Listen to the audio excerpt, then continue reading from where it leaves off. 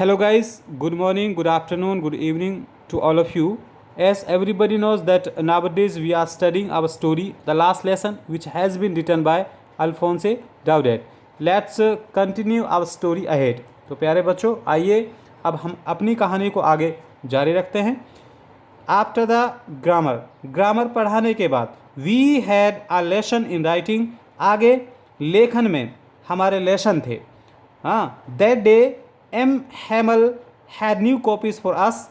उस दिन एम हैमल हमारे लिए नई कॉपियाँ लेकर आए.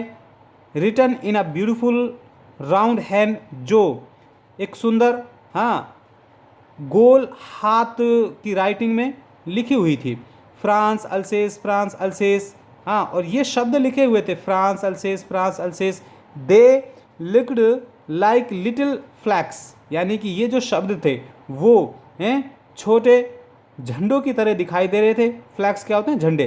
फ्लोटिंग एवरीवेयर, जो हर जगह लहरा रहे थे. In the school room, school के कमरे में. आगे ध्यान दीजिएगा.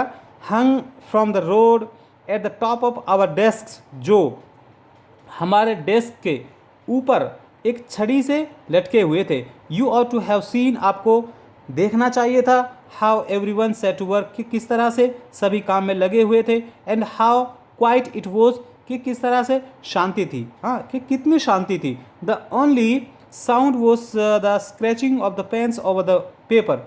एकमात्र आवाज़ कि कागज़ पर पेनों के रगड़े जाने की आवाज़ थी, यानी कि पेन रगड़े जा रहे थे या पेन चल रहे थे, केवल उनकी आवाज़ थी. Once some beetles flew in, एक बार कुछ भंवरे उड़कर अंदर आए. But nobody paid any attention to them, लेकिन किसी ने भी उन पर कोई ध्यान नहीं दिया. Not even the littlest ones, यहाँ तक कि जो सबसे छोटे बच्चे थे उन्होंने भी कोई ध्यान नहीं दिया. Who worked right on tracking their fish hooks, जो, यानी कि बच्चों की बात हो रही है, जो मछली को पकड़ने वाले कांटों, हुक्स क्या होते हैं? कांटे. मछली को पकड़ने वाले कांटों की तस्वीर ले रहे थे, तस्वीर लेने में बिजी थे. ट्रैकिंग क्या होता है? तस्वीर लेना. As if that was French too, मानो कि तस्वीर लेना भी एक फ्रेंच भाषा थी. ऑन द रूफ, छत पर. द पिजियंस अकूड अ वेरी लो, कि जो कबूतर थे वो बहुत ही धीमी आवाज़ में गुटर गूं कर रहे थे. कूड क्या होता है? गुटर करना. और पिजियंस क्या होते हैं? कबूतर. आगे ध्यान दीजिए. And I thought to myself, और मैंने मन ही मन में सोचा. Will they make them sing in German even the pigeons, कि क्या वे कबूतरों को भी जर्मन भाषा में गीत गवाएंगे. आगे ध्यान दीजिए. Whenever I looked up from my writing, जब मैंने अपनी लेखन से, अपनी राइटिंग से ऊपर की तरफ देखा. I saw M. Hamel sitting motionless in his chair. मैंने देखा कि एम हैमल अपनी कुर्सी पर एक मोशनलेस तरीके से बैठे हुए थे, गतिहीन तरीके से बैठे हुए थे, यानी कि शांति से बैठे हुए थे.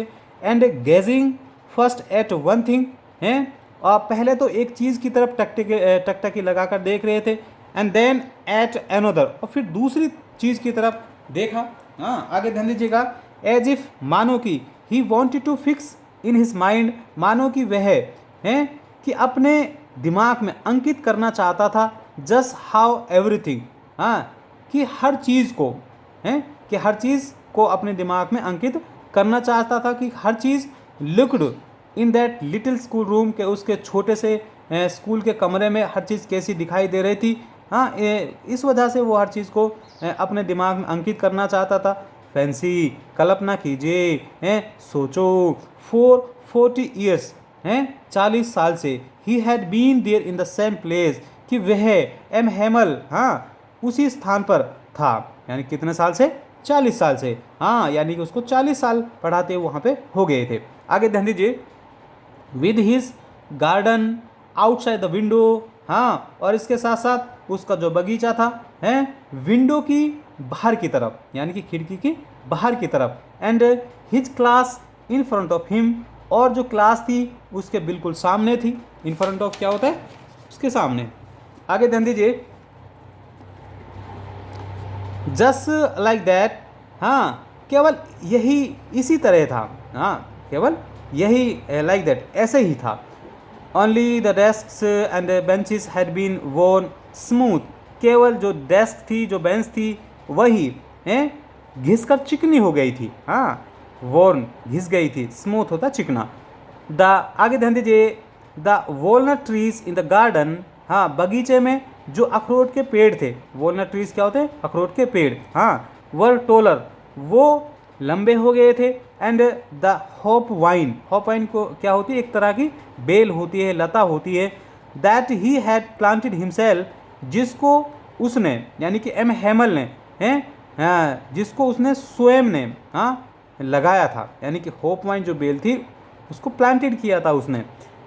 Twined about the windows to the roof, जो लिपट कर, ट्वाइंड क्या होता है, लिपटना, जो लिपट कर हाँ खिड़की से होते हुए कहाँ तक पहुँच चुकी थी, रूफ तक, छत तक। How it must have broken his heart to leave it all, हाँ कि यहाँ से छोड़ कर जाना उसके दिल हैं, उसके दिल का